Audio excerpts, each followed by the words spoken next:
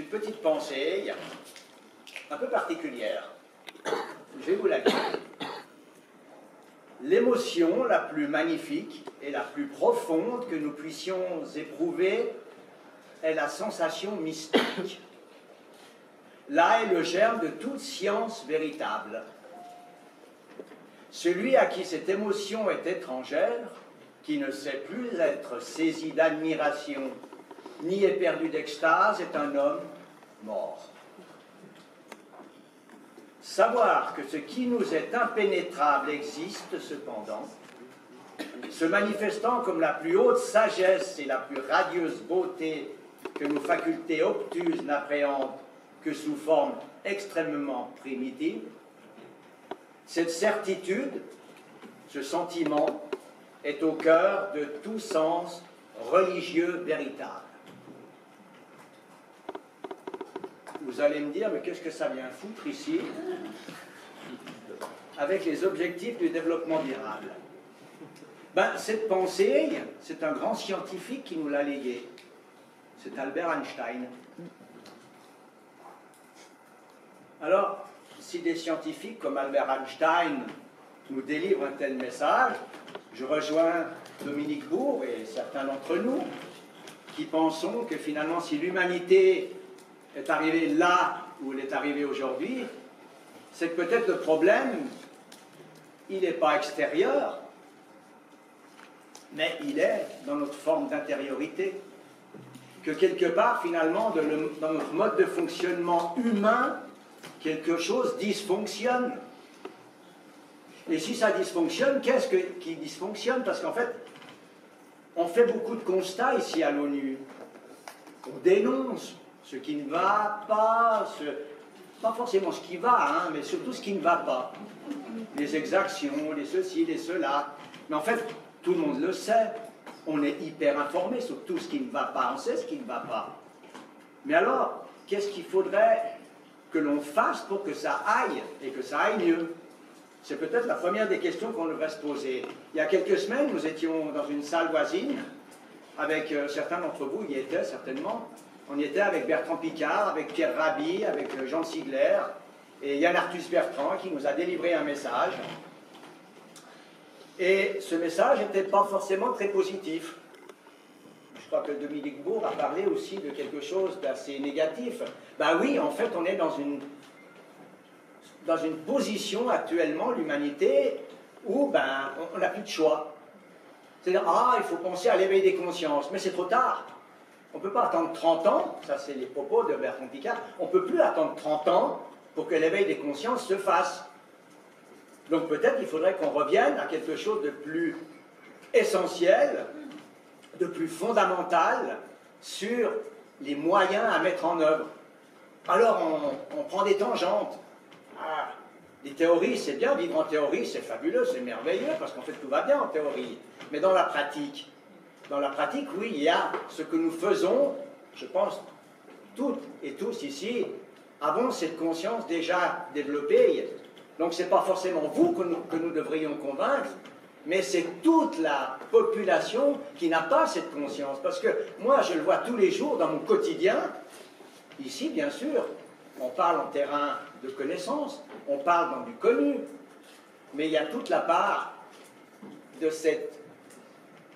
J'aime pas parler de masse populaire, comme disait un politicien qui était communiste et qui s'appelait Georges Marchais, les anciens s'en rappelleront, la masse populaire, mais elle existe, elle est là. Alors bien sûr, elle s'éveille, il y a les gilets jaunes en France, mais ils n'ont même pas fait 1% lors des votes européens, aux européennes. Donc finalement, quelque part, qu'est-ce qui pourrait faire en sorte qu'il y ait un déclic sur le plan, en fait, de notre conscience? Alors, c'est vrai qu'on fonctionne un peu aussi comme les trois petits singes. On ne veut rien voir, on ne veut rien entendre, et puis il ne faut surtout rien dire. Parce que, bien sûr, en général, les politiciens, ils vous balancent un message qui est très positif, ils vous caressent dans le bon sens du poil. Parce que s'ils vous disaient des choses beaucoup plus réalistes, finalement, il y aurait une réaction qui ne serait pas fondamentalement positive. Moi, si je vous dis des choses gentilles, vous allez me dire, oui, Christian, il est gentil. Si je vous dis des choses qui fâchent, vous allez dire, je suis quelqu'un de méchant. Mais peut-être qu'il faut dire les choses qui fâchent aujourd'hui, parce qu'on est dans l'urgence. Et finalement, on parle beaucoup de ce qu'il faudrait, ou de l'attitude à avoir pour que ça change. Mais on reste toujours dans des fondamentaux qui sont l'ancien monde. Au sein de notre ONG, on parle beaucoup, on essaie de travailler justement sur le nouveau monde, le nouveau paradigme, une nouvelle forme de gouvernance. Je crois que c'est ça qu'on a parlé, René, nouvelle forme de gouvernance. Et ça, c'est un des points essentiels du travail de l'ONG de l'UNESU. Et cette nouvelle gouvernance passe, pour nous, sur un recentrage de l'humanité, sur son humanité, sur ce qu'elle représente en tant que personne. Et Charles Simon l'a dit en préambule, quand il a pris la parole au nom de notre ONG, ça participe en fait de notre réalité en terre, de ce que nous sommes et qu'est-ce que nous sommes ici. Ça participe aussi d'une réflexion d'où je viens, qui je suis et où je vais. Alors bien sûr, c'est quelque chose de plutôt philosophique. Donc si on veut rester pragmatique, on peut en revenir aussi à notre constitution, à notre fonctionnement organique, et c'est le modèle que nous pensons être juste aujourd'hui pour changer en fait le paradigme sociétal ici sur la planète, au niveau planétaire. L'éducation est fondamentale. Et cette éducation passe par nos enfants, par nos adolescents, par l'école. Il y a quelques jeunes ici dans cette salle. Nous en parlions il y a quelques semaines lors de notre table ronde à l'ONU, et Bertrand Piccard me disait qu'il était étonné de voir le peu d'intérêt de l'instruction publique ou de l'éducation nationale en France par rapport à ce genre d'événement.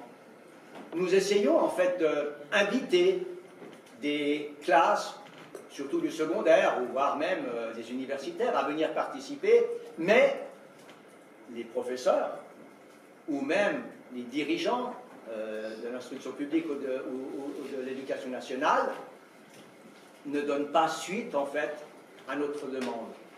Bertrand Piccard lui-même se proposait d'aller dans les écoles, dans les collèges, dans les lycées, dans les universités pour diffuser ce message, et il se heurte à beaucoup de réticences. Et c'est vrai que lorsqu'on parle de nos jeunes qui aujourd'hui sont dans la rue et qui nous disent on veut plus cela, on veut plus cela, on veut plus cela. Alors, ça me fait penser en fait au milieu altermondialiste que je côtoie depuis de nombreuses années, qui critiquent, qui disent on ne veut pas ci, on ne veut pas ça, on ne veut pas du capitalisme, on ne veut pas de tous les ismes en fait qui sont sur la planète, on n'en veut plus. Le problème c'est que, bon, on n'en veut plus, mais qu'est-ce qu'on veut? Qu'est-ce qu'on veut de différent? Et je pense que c'est là, quand Greta, la petite Greta Thunberg, nous dit qu'on n'a plus d'excuses et on n'a plus de temps, et que si le système il est mauvais, il faut changer de système, alors changeons de système. Mais sur tous les plans. Le capitalisme, c'est mauvais, on le dégage. Le libéralisme est mauvais, on le dégage. Mais il faut avoir le courage, je ne dirais pas autre chose, il faut avoir le courage pour y aller, pour s'y rendre. Et les premiers responsables de cet État, ce n'est pas l'économique, ce n'est pas les citoyens, c'est le monde politique. Je le dis ici, hein, j'ose le dire, nos politiciens, René est à fait de la politique, mais je veux dire, ce sont nos premiers responsables, les premiers responsables de ce que nous vivons ici. Parce qu'ils ne nous donnent pas les moyens, qu'ils ne donnent pas les moyens à la société civile de faire ce qu'elle a envie aujourd'hui, de vivre sa biographie, de vivre le temps d'aujourd'hui et le temps de demain, de dire c'est autre chose, nous le possédons, laissez-nous. laissez-nous le faire, redonnez-nous notre pouvoir citoyen. Et c'est vrai que qu'on puisse reprendre notre pouvoir, et tout ça, nous le pouvons si, et là je terminerai là, si nous reprenons conscience de qui nous sommes et de ce que nous sommes porteurs en tant qu'entité tripartite, d'un être qui pense, qui ressent et qui agit. Et si on arrivait à mettre en reliance cela avec la société, avec la gouvernance, on aurait la solution, on a cette solution, elle a déjà été mise en place dans les siècles passés, dans les millénaires passés, simplement on ne veut pas la voir, et le monde politique ne veut pas le voir, et je pense que notre devoir à nous, c'est justement de renverser ce monde politique tel qu'il est aujourd'hui, sinon on n'y parviendra jamais, jamais, parce qu'ils sont complices du pouvoir économique. Merci.